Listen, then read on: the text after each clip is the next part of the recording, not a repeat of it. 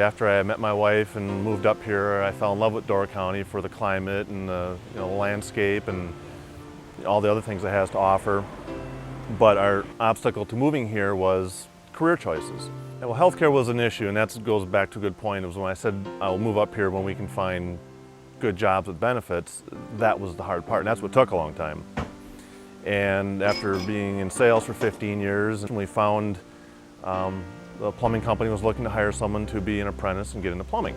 And at first it was just, a job, but now I've fallen in love with it. I've got my state license, and so that was the beginning of it, was finding a good career, which are far and few up here. There's a lot of people who grew up here who are in love with their county, they're not leaving, they want to stay here, and they may be having a difficult time buying land to build a house. Housing costs are expensive. If you buy a house already built, it's expensive. If you get a typical family home, why should the people who visit here give to United Way for Door County?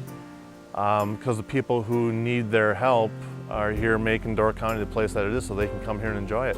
I think people who give to United Way in their own community are wonderful, and I think that if they can do it and give in our community as well, it would benefit our community as well as them. Without their dollars, we can't continue to serve them in the restaurants, wash their dishes, clean their homes, service their plumbing.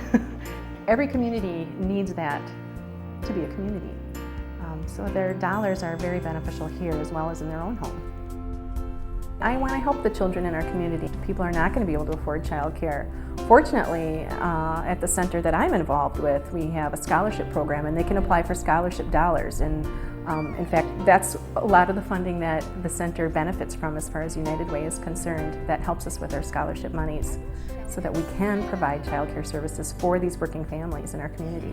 If they can't bring their children to childcare, then they can't go to work. And if they can't work, then they're not going to make money, and they're not going to be able to live here, and pretty soon our young families are going to leave our community, and we will still be left with a very aged community here.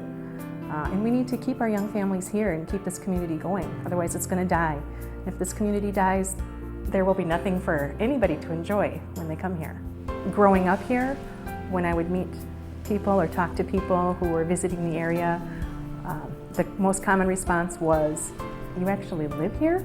They don't believe that people live here and work here and raise a family and go to school and do normal things that they do back in their home, that we actually do that here. The gas, the food, every daily expense, everything's going up. But I don't think anybody really is increasing wages at this point. And I don't know how much more people can pay, especially coming from someone who's in the retail business and knowing that at a certain point, I just can't pay anymore. I worry about some families here when I know that they're having a baby, or they've had an injury or unexpected health concerns or issues, and I know they're waiting tables or cleaning rooms, and those jobs don't provide benefits, and I don't know how some of these families make it, and I'm concerned about that. The United Way can help.